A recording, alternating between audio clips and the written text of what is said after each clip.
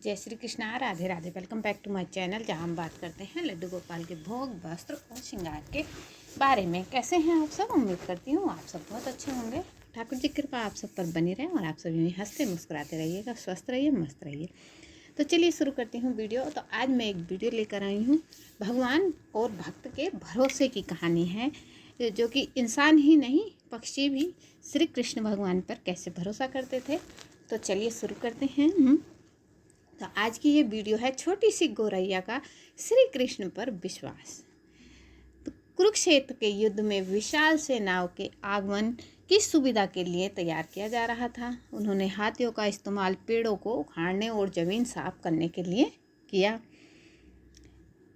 ऐसे ही एक पेड़ पर एक गौरैया अपने 4 बच्चों के साथ रहती थी। जब उस पेड़ को उखाड़ा जा रहा था तो उसका घोंसला जमीन पर गिर गया, लेकिन चमत्कारी रूप से उसकी संतान अनहोनी होने से बच गई।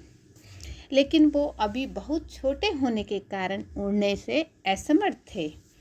कमज़ोर और भयभीत गौरैया मदद के लिए इधर उधर देखती रही।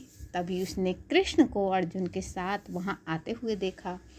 वे युद्ध के मैदान की जांच करने और युद्ध की शुरुआत से पहले जीतने की रणनीति तैयार करने के लिए वहां गए थे। उसने कृष्ण के रथ तक पहुंचने के लिए अपने छोटे पंख फड़फड़ाए और किसी प्रकार श्री कृष्ण के पास पहुंच गई।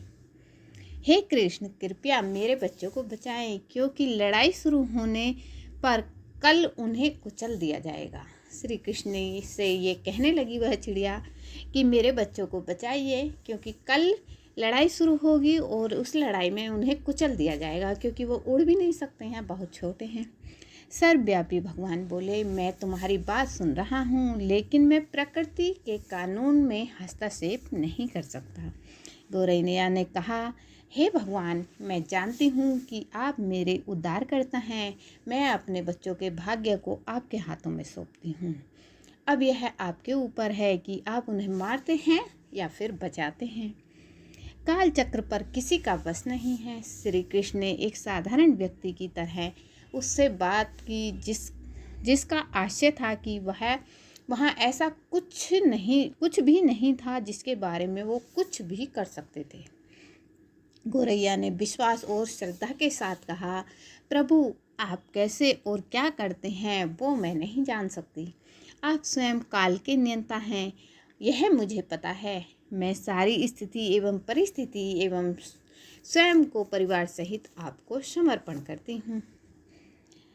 भगवान बोले, अपने घोंसले में 3 सप्ताह के लिए भोजन का संग्रह करो। गौरैया और श्री कृष्ण के संवाद से अनभिज्ञ अर्जुन गौरैया को दूर भगाने की कोशिश करते हैं। गौरैया अपने पंखों को कुछ मिनटों के लिए फुलाया और फिर अपने घोंसले में वापस चली गई। 2 दिन बाद शंख उद्घोष से युद्ध शुरू हुआ और घोषणा की गई। कृष्ण ने अर्जुन से कहा, अपने धनुष और बाण मुझे दे दो। अर्जुन चौंका, क्योंकि कृष्ण ने युद्ध में कोई भी हथियार न उठाने की शपथ खाई थी। इसके अतिरिक्त अर्जुन का मानना था कि वह ही सबसे अच्छा धनुर्धर है। मुझे आज्ञा दे भगवान, अर्जुन ने दृढ़ विश्वास के साथ कहा, मेरे तीरों के लिए कुछ भी अवैध नहीं है। चुपचाप अर्जुन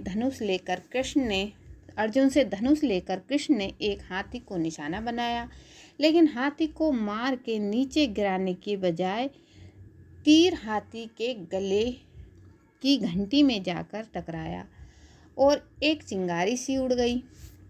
अर्जुन ये देखकर अपनी हंसी नहीं रोक पाए कि कृष्ण एक आसान सा निशान चूक गए। क्या मैं प्रयास करूं? आपने स्वयं को प्रस्तुत किया। उसकी प्रतिक्रिया को नज़रअंदाज करते हुए कृष्ण ने उन्हें धनुष वापस दिया और कहा कि कोई और कार्रवाई आवश्यक नहीं है। लेकिन केशव, अपने हाथी को क्यों तीर मारा? अर्जुन ने पूछा। क्योंकि हाथी ने उस गौरैया के आश्रय उसके घोंसले को, जो कि एक पेड़ पर था, उसे गिरा दिया था। कौन सी गौरैया? अर्जुन ने पूछा। इसके अतिरिक्त हाथी तो अभी स्वस्थ और जीवित है, केवल घंटी ही टूटकर गिरी है। अर्जुन के सवालों को खारिज करते हुए श्री कृष्ण ने उनसे पूछा, शंख फूंकने का निर्देश दिया है। युद्ध शुरू हुआ। अगले 18 दिनों में कई जानें चली गईं। अंत में पांडवों की जीत हुई। एक बार फिर श्री कृष्ण को अपने साथ सुदूर क्षेत्र में भ्रमण करने के लिए ले गए। कई सब अभी भी वहाँ हैं जो कि अंतिम संस्कार का इंतजार कर रहे थे। जंग का मैदान गंभीर अंगों और सिरों से बेजान सीढ़ियों और हाथियों से अटा पड़ा था। कृष्ण का निश्चित स्थान पर रुके और एक घंटी थी जो कि हाथी पर बांधी जाती है, उसे देखकर विचार करने लगे। उन्होंने कहा, क्या आप मेरे लिए यह घंटी उठाएंगे और इसे एक तरफ रख देंगे? निर्देश बिल्कुल सरल था, परंतु अर्जुन के समझ में नहीं आया। आखिरकार विशाल मैदान में जहाँ बहुत सी अन्य चीज़ों को साफ करने की जरूरत थी, कृष्ण उसे धातु के एक टुकड़े को रास्ते से हटाने के लिए क्यों कहेंगे? उसने प्रश्नवाचक दृष्टि से उनकी ओर देखा। हाँ, यह घंटी, कृष्ण ने दोहराया। वही घंटी है जो हाथी की गर्दन पर पड़ी थी, जिस पर मैंने तीर मारा था। अर्जुन बिना किसी सवाल के भारी घंटी उठाने के लिए नीचे झुका। जैसे ही उन्होंने इसे उठाया, उसकी हमेशा के लिए जैसे दुनिया बदल गई। 1 2 3 4 और 5 4 युवा पंछियों और उसके बाद एक गोरैया उस घंटी के नीचे से निकले। बाहर निकल के माँ और छोटे पंछी कृष्ण के इर्द गिर्द मंडराने लगे एवं बड़े आनंद से उनकी परिक्रमा करने लगे। 18 दिन पहले काटी गई एक घंटी ने पूरे परिवार की रक्षा की।